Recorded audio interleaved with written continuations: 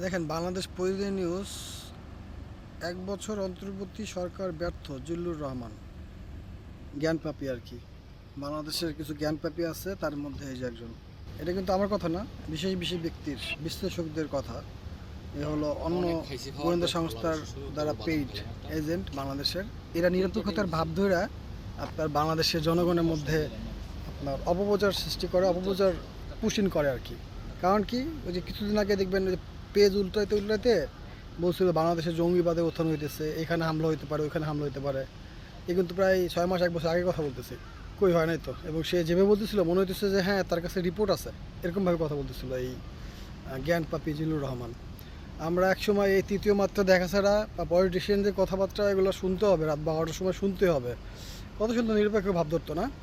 কিন্তু এজেন্ট দ্বারা পেইড হয়ে এরা কাজ করতো, নিরপেক্ষতার ভাব ধরে একটা গ্রহণযোগ্যতা পাওয়ার জন্য মানুষের মধ্যে এই ভাব ধরে থাকতো। কিন্তু আলটিমেটলি কি আমরা তখন বুঝতে পারতেছি, অন্য একটা গোয়েন্দা সংস্থা, আমাদের বাংলাদেশের বিরোধী সংস্থার মাধ্যমে পেইড হয়ে এরা বাংলাদেশে বিশৃঙ্খলা তৈরি করে। এবং এত সুন্দরভাবে বলে, মনে হয় যে সত্যি কথা বলতেছে, এবং মনে হয় যে হ্যাঁ সে অনেক কিছু মানে জানি শুনে বলতেছে, কিন্তু বাংলাদেশে সেগুলো হয় নাই। উনি যে ওই যে কাগজ নাতে নাতে বলছিল বাংলাদেশে জঙ্গি হামলা হবে, এই হবে সেই হবে, এগুলো বলতেছিল না, তো সেটা তো হয় নাই। এখন তাকে ধরা উচিত। তো বাংলাদেশের এখন আইনশৃঙ্খলা বাহিনীর তাকে জিজ্ঞাসা করা উচিত যে আপনি যে ইনফরমেশনগুলো দিচ্ছিলেন এগুলো তো হয় নাই, কোন তথ্যের ভিত্তিতে আপনি এগুলো করছেন, তাহলে এটা বেরোয় আসতো। তো বাংলাদেশে এরকম গুজব ছড়ানোর জন্য কিছু ছদ্মবেশী বুদ্ধিজীবী আছে বাংলাদেশে, তারা এগুলো ছড়ায় বেড়ায় বাংলাদেশে, সে দেশটাকে মানুষের অযোগ্য সৃষ্টি করে। এবং দেখবেন গত 16 বছর যাদের মুখে কোনো কথা ছিল না, তারা এখন বুদ্ধিজীবী হয়েছে, তারা এখন আইন দেখাইতেছে, তারা এখন দেখাইতেছে সফলতা ব্যর্থতা। এই ডক্টর মোহাম্মদ ইউনূসের সফলতা ব্যর্থতা দেখতেছে। গত 16 বছরে ডক্টর মোহাম্মদ ইউনূসের ব্যর্থতা আর দেখে নাই। ওই যে সাংবাদিকরা যায় যায় বলতো যে আপনারা ছাড়া দুনিয়া চলবে না, আপনি বাংলাদেশের সর্বশ্রেষ্ঠ, এই সেই বলতো না শেখ হাসিনাকে। কিন্তু শেখ হাসিনা যখন চলে গেছে তখন কিন্তু এরা কেউ ছিল না, এরা কিন্তু তার পাশে কেউ নাই বা কেউ নাই, যার যার এখন কিন্তু ভুল পাল্টায় ফেলছে। টিভি চ্যানেলগুলো দেখবেন ভুল পাল্টাইছে। ভুল পাল্টা কী হয়েছে, গেছে ওরকম আর একটা দলের ইসে, যে দলগুলোকে বাংলাদেশে মানুষ একসময় চাইতো, গত 16 বছর ভাবতো যে নিপীড়িত নির্যাতিত বিএনপি, এখন সেই দলের পক্ষে গেছে মিডিয়াগুলো। কেন গেছে? কারণ মিডিয়া হাউসগুলো ম্যাক্সিমাম এখন বিএনপির দখলে নিছে, বড় বড় কোম্পানিগুলো বিএনপি লিডাররা দখলে নিছে, নিয়ে আপনার এখন কী করতেছে, এটা আমার কথা না, পেপার পত্রিকা আপনারা দেখতেছেন যে এস আলমের মালিকানা কে নিছে বা দায়িত্ব কে নিছে, কে দায়িত্ব নিয়ে ম্যানেজমেন্ট করতেছে, কার কাছ থেকে কী পুরস্কার পাইছে, এগুলো আসতেছে না মিডিয়ায়, এগুলো তো মিডিয়ায় আসতেছে। তো এগুলা এখন ওদেরকে সাপোর্ট করতেছে। কেন করতেছে? কারণ তারা এগুলো করে আর কি, এগুলো করে যাতে মিডিয়াগুলো আওয়ামী লীগ থেকে যে ধরনের সুবিধা পাইতো, বাংলাদেশের মিডিয়াগুলো বা যারা ওই যে ধান্দাবাজি করে তারা এই সুবিধাগুলো পায়। এখন বাংলাদেশের সাথে ভালো দল আসে, ধরেন আমরা যে যাদেরকে পছন্দ করি না, তাদের কথা শুনবো না, ওই যে বাইরের দেশে কথা বলতেছে আর কি। তো তাদের জামাত ইসলাম বলেন, এনসি বলেন, এখনও দেশের পক্ষে কাজ করতেছে, এই জন্য এদের সহ্য হইতেছে না। বাংলাদেশে যেমন দুর্নীতি চাঁদাবাজির যে একটা সিন্ডিকেট, এই সিন্ডিকেটটা যদি চাঙ্গা রাখা যায়, যে দল রাখতে পারবে তারাই কিন্তু ক্ষমতা আসার জন্য সবাই হেল্প করতেছে। পেপার পত্রিকাগুলো দেখবেন যেভাবে হোক ইনায় বিনায় আপনার এই ডক্টর মোহাম্মদ ইউনূসের ব্যর্থতা তুলে ধরতেছে। কিন্তু গত 16 বছর যা ঘটছে সেগুলো আর কোনো সমস্যা নাই।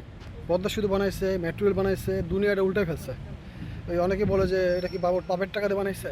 উনি যদি আপনার কোনো ইনভেস্টমেন্ট না করতো কোনো প্রতিষ্ঠানে, তাহলে টাকা মারবে কেমনে? এই মেট্রো রেলে দরকার খরচ হবে 100 টাকা, কথা, সেখানে খরচ করছে 1000 টাকা। তো মেট্রো রেলে যদি খরচ না করতো, যদি না বানাতো, ধান্দাবাজি কেমনে করতো? কিছু জ্ঞানপাপী আছে, এগুলো বলে বলে সাধারণ মানুষকে বুঝায় রাখতো যে হ্যাঁ আমাদের এই সরকার এই করছে সেই করছে। যে কোনো সরকার, বিশ্বের যে কোনো সরকার, সে দুর্নীতিবাজ হোক আর ভালো সরকার হোক, তারা দেশের উন্নয়নে কাজ করে। শুধু একমাত্র বাংলাদেশে দেখবেন যে উন্নয়ন করলে পরেই মনে হয় সেই সরকার ভালো, সে ভোটে আসুক আর না আসুক। এবং মজা লাগে যে ফেসবুকে ঢুকি, শেখ হাসিনার আমলে যা হয়েছে তার 1% কিন্তু বাংলাদেশে এখন হচ্ছে না। সেই সব জ্ঞানপাপীরা, মানে এইসব জ্ঞানপাপী না, এগুলো হলো মূর্খ জ্ঞানপাপী। তারা ওই আওয়ামী লীগ থাকবে, বিএনপি থাকবে। বিএনপি যদি দোষও করে তাও বলা যাবে না আওয়ামী লীগ দোষ করছে, এই যে 5 আগস্টে হত্যাকাণ্ড করছে এটাও বলা যাবে না, তারা আওয়ামী লীগ। শেখ হাসিনা যতই গুনাহ করুক না কেন, যতই পাপ করুক না কেন, তারা শেখ হাসিনা নিষ্পাপ। এই ধরনের মানুষগুলো আছে, তারা এখন আবার দিচ্ছে, বক্তৃতা দিচ্ছে বিভিন্ন রকমের, যে এই করতেছে সেই করতেছে, গোপালগঞ্জে হামলা হয়েছে, এইটার বিরুদ্ধে এখন কেন কথা বলতেছে না, জাগ্রত হইতেছে না কেন, এখন কি চেতনা চলে গেছে কিনা? চেতনা তো তোমাদের, তোমরা চেতনা বেচা বাংলাদেশটাকে বেচছ। বাংলাদেশে যদি চেতনা বিক্রি না হতো, বাংলাদেশটা আজকে উন্নত বিশ্বে পরিণত হতো। এই চেতনা বেচা আর রাজাকার বইলা দেশটাকে শেষ করতেছে। যারা রাজাকার বলবে তারা ভাববে যে বর্তমান রাজাকার। ওরা জীবন মুক্তিযুদ্ধের চেতনার পক্ষে না, ওরা মুক্তিযোদ্ধাকে বিক্রি করে, চেতনা বিক্রি করে ক্ষমতায় থাকতে চায়, ধান্দাবাজি করতে চায়। ওই ছোটো লেভেলেরগুলো চায় হলো আপনার ওই যে সার্টিফিকেট পাবে, পায়ে সরকারি চাকরি দিবে এইটা।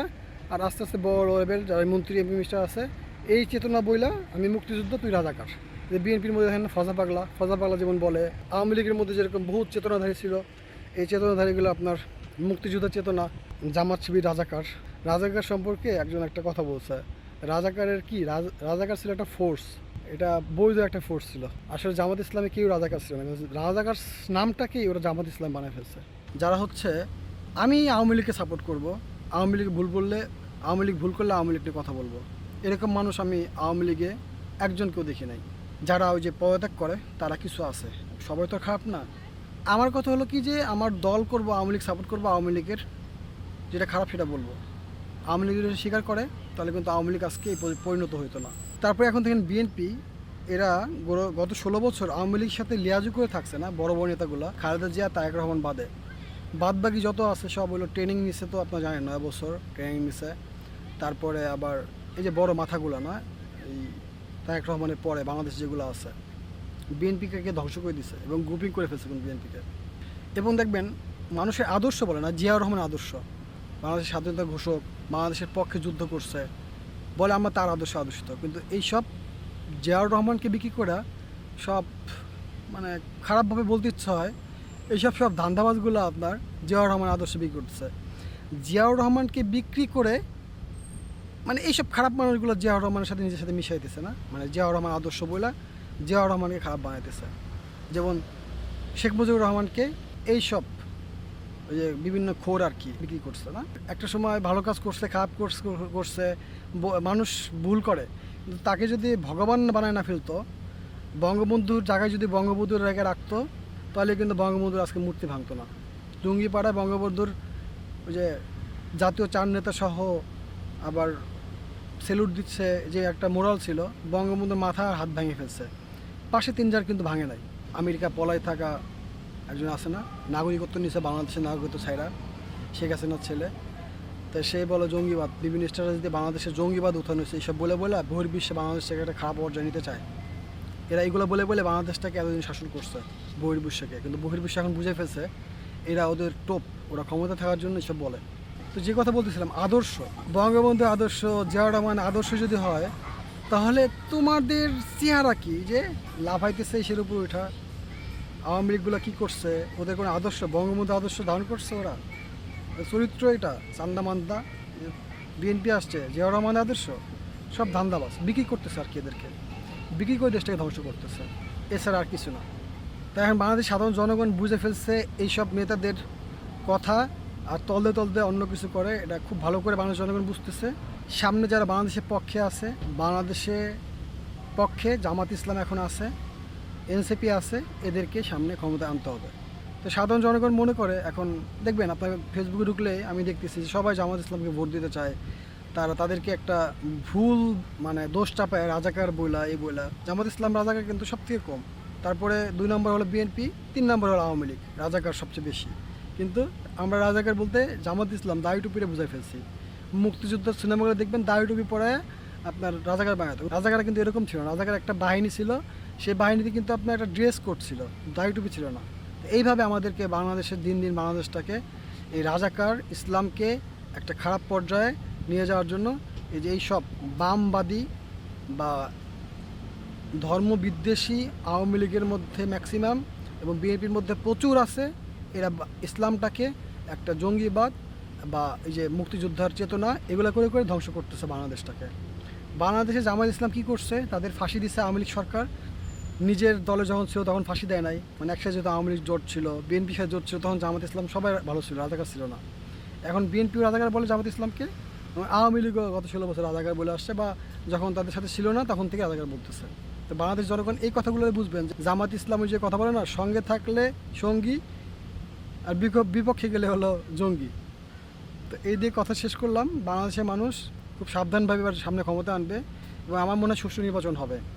ডক্টর মোহাম্মদ ইউনূস সরকার একটু শক্ত হয়, সে নরম দিয়ে শেখ হাসিনার দেশ শাসন করে 16 বছর না, এদেশে মানুষ নরমে কাজ হবে না, এদেশে মানুষকে শেখ হাসিনার পন্থায় ভালো পথে আনতে হবে।